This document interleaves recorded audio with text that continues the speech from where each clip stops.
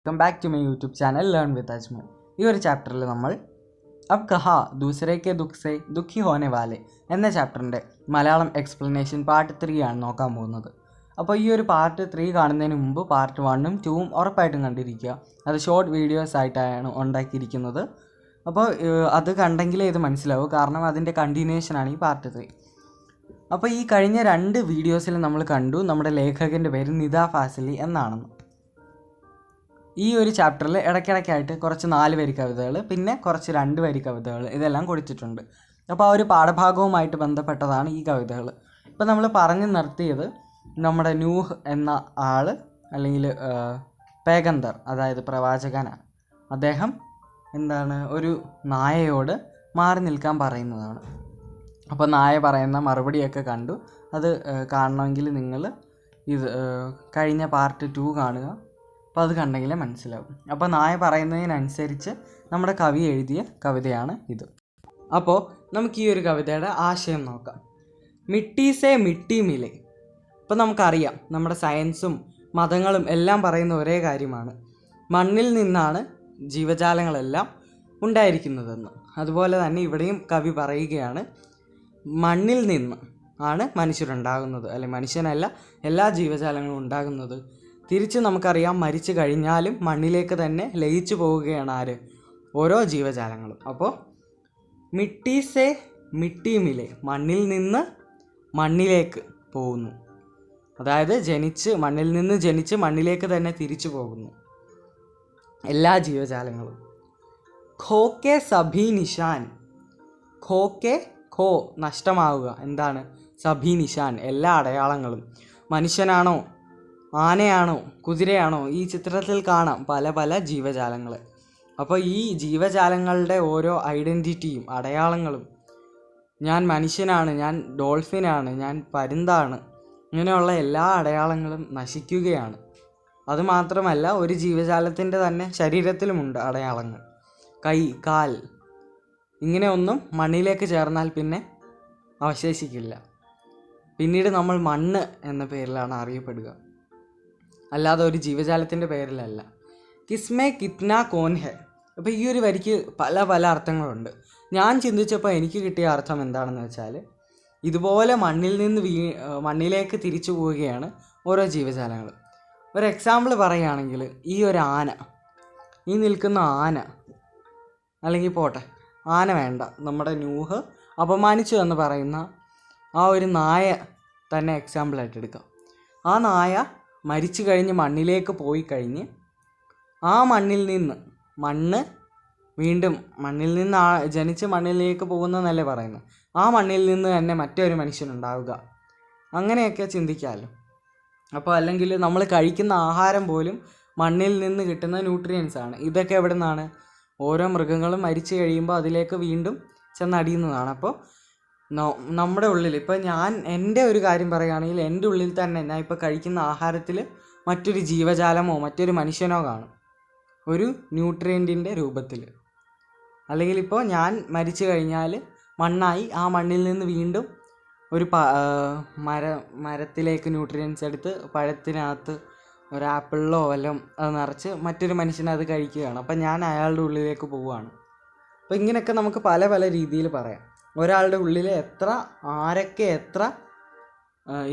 എത്ര ആൾക്കാരുണ്ടെന്ന്, ആരൊക്കെ ഉണ്ടെന്നും ഒന്നും കേസേ ഹോ പവച്ചാൻ എങ്ങനെ മനസ്സിലാക്കും?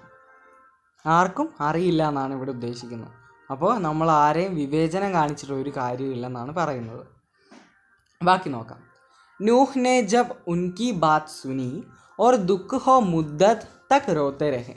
നൂഹ് എപ്പോഴാണോ ഉസ്കി ബാത്ത് സുനി, നായയുടെ വാക്ക് കേട്ട ഉടനെ നൂഹ് എന്ത് ചെയ്തു? ദുഃഖി ഹോ, വളരെ ദുഃഖിച്ചു. ഓർ മുദ്ദത് തക് രോത്തെ രഹെ. മുദ്ദത് ലംബേ ദേർ, കുറേ നേരം, ഒരു നീണ്ട സമയത്തേക്ക് തന്നെ അദ്ദേഹം ആ വാക്കുകൾ കേട്ട് കരയുകയും ഒക്കെ ചെയ്തു. അപ്പോൾ മഹാഭാരത്, ഈ ഒരു സെൻറ്റൻസ് എനിക്ക് പഠിക്കാൻ തന്നെ, എനിക്കിത് മനസ്സിലാക്കാൻ തന്നെ കുറേ നേരം എടുക്കേണ്ടി വന്നു. ഞാൻ മഹാഭാരതത്തിൻ്റെ കഥയൊന്നും എനിക്കറിയില്ല. അങ്ങനെ ഞാൻ കഥയൊക്കെ ഗൂഗിളിൽ സെർച്ച് ചെയ്ത് നോക്കി മനസ്സിലാക്കിയതാണ്. അപ്പോൾ മഹാഭാരത് മേ യുധിഷ്ഠിർ കാ ജോ അന്ത് തക് സാഥ് നിഭാത്ത നസറാത്ത. ഇത് പറയുന്നതിന് മുമ്പ് ആ ഒരു കഥ നിങ്ങൾക്ക് പറഞ്ഞു തരണമെന്ന് ഞാൻ ആഗ്രഹിക്കുന്നു. മഹാഭാരതത്തിൻ്റെ കഥ അറിയാം. മഹാഭാരത യുദ്ധം കഴിഞ്ഞ് പാണ്ഡവരെല്ലാം കൂടെ സ്വർഗം പ്രാപിക്കാനായിട്ട് ഹിമാലയത്തിലേക്ക് യാത്ര ചെയ്യുകയാണ്. അപ്പോൾ ഇങ്ങനെ നടക്കുന്ന വഴിയിൽ ഇവർ 5 പേരാണ്, പിന്നെ ദ്രൗപദിയുണ്ട്, 6 പേര്. 6 എനിക്ക് കറക്റ്റ് അറിയില്ല, എനിക്ക് കഥ അറിയില്ല, തെറ്റുണ്ടെങ്കിൽ ക്ഷമിക്കണം. അപ്പോൾ ഇവർ നടക്കുകയാണ്. നടന്ന് ഓരോരുത്തരായിട്ടും യുധിഷ്ഠിരൻ ആരാണെന്നറിയാം. അതിൽ യുധിഷ്ഠിരനുണ്ട്. യുധിഷ്ഠിരൻ പാണ്ഡുവിനും ഭാര്യയ്ക്കും വേണ്ടി യമദേവൻ, യമധർമ്മൻ എന്ന ദേവൻ, കാലനെ അറിയാമല്ലോ. അപ്പോൾ അദ്ദേഹം കൊടുത്ത, കാലനാണെന്ന് തോന്നുന്നു, എനിക്കറിയത്തില്ല. അപ്പോൾ അദ്ദേഹം കൊടുത്ത ഒരു സമ്മാനമാണ് ആര്? നമ്മുടെ യുധിഷ്ഠിരൻ. അപ്പോൾ യുധിഷ്ഠിരൻ ഇപ്പോൾ ഓരോരുത്തരും വഴിയിൽ വെച്ച് ഇങ്ങനെ മരിച്ചു വീഴുകയാണ് അപ്പോൾ ഇവർ യാത്ര തുടങ്ങുമ്പോൾ തന്നെ ഈ ഒരു നായ, ഈ കാണുന്ന നായ അവരുടെ കൂടെ ഒരു ഫ്രണ്ട് ആവുകയും അങ്ങനെ അവരുടെ കൂടെ നടന്ന് വഴിയിൽ വെച്ച് ഓരോ പാണ്ഡവന്മാരും, ആദ്യമേ തന്നെ ദ്രൗപദിയാണ് വീഴുന്നത്. ഓരോരുത്തരും മരിച്ചു വീഴുമ്പോൾ അതിൻ്റെ കാരണം നമ്മുടെ യുധിഷ്ഠിരൻ ബാക്കിയുള്ളവർക്ക് പറഞ്ഞു കൊടുക്കുകയാണ് എന്തുകൊണ്ടാണ് അവരാദ്യം വീഴുന്നതെന്ന്. അങ്ങനെ എല്ലാവരും മരിച്ചു കഴിഞ്ഞ് യുധിഷ്ഠിരൻ പിന്നീട് ഒറ്റയ്ക്കായി. ആ ഒരു സമയത്ത് അദ്ദേഹത്തിന് ഒറ്റപ്പെടൽ തോന്നാതെ കൂട്ടിന് വന്നത് ഈ ഒരു നായയാണ്. അങ്ങനെ അവസാനം മുകളിലെത്തി. അപ്പോൾ ആരാണെന്ന് എനിക്കറിയില്ല, ആരോ വന്ന് സ്വർഗത്തിലേക്ക് പോകാൻ രഥത്തിൽ കയറാൻ പറഞ്ഞു. അപ്പോൾ പറഞ്ഞു എൻ്റെ സഹോദരന്മാരും ഭാര്യയും ഇല്ലാതെ എനിക്ക് സ്വർഗത്തിൽ വരണ്ട. അപ്പോൾ പറഞ്ഞു അവരൊക്കെ മരിച്ചു വീണ സമയത്ത് തന്നെ സ്വർഗത്തിലേക്ക് വരാൻ പറഞ്ഞു. അപ്പോൾ പറഞ്ഞു എനിക്ക് ഈ നായയും കൂടെ എൻ്റെ കൂടെ സ്വർഗത്തിൽ കൊണ്ടുവരണം. അപ്പോൾ ആ രഥത്തിലിരുന്ന ആൾ പറഞ്ഞു കൊണ്ടുപോകാൻ പറ്റില്ല, നായയെ കയറ്റാൻ പറ്റില്ല, താങ്കൾക്ക് വേണമെങ്കിൽ കയറാം. അങ്ങനെ കുറേ പ്രാവശ്യം പറഞ്ഞ് മനസ്സിലാക്കാൻ ശ്രമിച്ചു. പക്ഷേ യുധിഷ്ഠിരൻ അതിന് സമ്മതിച്ചില്ല. യുധിഷ്ഠിരൻ പറഞ്ഞു എനിക്ക് ഈ നായയെ, ഇത്രയും നേരം എനിക്ക് കമ്പനി തന്നത് ഈ ഒരു നായയാണ്, അപ്പോൾ ഇത്രയും നേരം ഞാൻ സന്തോഷമായിട്ടിരുന്നത് അതുകൊണ്ടാണ്, അപ്പോൾ എൻ്റെ കൂടെ ഈ നായയും കൂടെ കൊണ്ടുപോയേ പറ്റൂ. അങ്ങനെ ഉറച്ച നിലപാടെടുത്ത് നിന്നപ്പോൾ ആ നായ യമധർമ്മനായിരുന്നു. അദ്ദേഹം ആ നായയുടെ രൂപത്തിൽ വന്ന് പിന്നീട് സ്വന്തം രൂപം പ്രാപിച്ച് നമ്മുടെ യുധിഷ്ഠിരനെ അനുഗ്രഹിക്കുകയാണ്. അപ്പോൾ ഈ ഒരു കഥയെ അടിസ്ഥാനമാക്കിയാണ് ഈ ഒരു ഒറ്റ സെൻറ്റൻസ്. മഹാഭാരത് മേ യുധിഷ്ഠിർ കാ ജോ അന്ത് തക്. യുധിഷ്ഠിരൻ്റെ ആ സ്വർഗത്തിലേക്ക്, ആ രഥത്തിൽ കയറുന്നതാണ് അദ്ദേഹത്തിൻ്റെ ഇഹലോക വാസത്തിൻ്റെ, അല്ലെങ്കിൽ ഈ ഒരു ദുനിയാവിലെ വാസത്തിൻ്റെ അവസാന സമയം. അത് കഴിഞ്ഞ് അദ്ദേഹം സ്വർഗത്തിലാണ്. അപ്പോൾ ആ ഒരു അന്ത്യസമയം വരെ സാത്ത് നിഭാത്ത നസറാത്ത, കൂടെ ഉണ്ടായിരുന്ന ഈ ഒരു നായ. വഹ് ഭീ പ്രതീകാത്മക രൂപമേ എക് കുത്താഹിത. അത് യമധർമ്മനായിരുന്നു. അദ്ദേഹം ഒരു നായയുടെ രൂപം എടുത്താണ് അദ്ദേഹത്തിൻ്റെ കൂടെ വന്നത്. സബ് സാത്ത് ചോടത്തെ ഗയത്തോ. എല്ലാവരും അദ്ദേഹത്തെ ഉപേക്ഷിച്ച് പോയെങ്കിലും, ഉപേക്ഷിച്ച് പോകാമെന്ന് വെച്ചാൽ അങ്ങ് ഉപേക്ഷിച്ച് പോവല്ല, മരിച്ച് വീണ് ഇദ്ദേഹം ഓരോരുത്തരും മരിച്ച് അവസാനം ഒറ്റപ്പെട്ടും കഴിഞ്ഞ് അവസാന നിമിഷം വരെ तो केवल वही उनके ഏകാന്ത് കോ ശാന്ത് കർദിയോ. ഒറ്റയ്ക്കൊരു യാത്ര, ഏകാന്തതയൊക്കെ നശിപ്പിച്ചതാരാണ്? നമ്മുടെ നായ അദ്ദേഹത്തിന് കമ്പനി കൊടുത്തു. അപ്പോൾ അങ്ങനെയാണ്. അപ്പോൾ അങ്ങനെയുള്ളൊരു നായ, ഈ രൂപത്തിലെല്ലാം വരുന്നത് ആരാണ്? നായയാണെന്ന് നമുക്കറിയാം. അപ്പോൾ എന്തുകൊണ്ടായിരിക്കും അദ്ദേഹം അങ്ങനെ പറഞ്ഞത്? അതാണിവിടെ പ്രതിഫലിക്കുന്ന ഒരു കാര്യം. ബാക്കി നോക്കാം. ദുനിയ കേസെ വജൂദ് മേ ആയെ. വജൂദ് എന്ന് വെച്ചാൽ എക്സിസ്റ്റൻസ്, അതായത് ദുനിയാവ് അല്ലെങ്കിൽ ലോകം എങ്ങനെ ഉണ്ടായി. പെഹലെ ക്യാതി, ആദ്യം ഈ ലോകത്തിൽ, എല്ലാവരുടെയും മനസ്സിലുള്ള ചോദ്യമാണിത്. ആദ്യം ഈ ലോകത്തിൽ എന്തായിരുന്നു?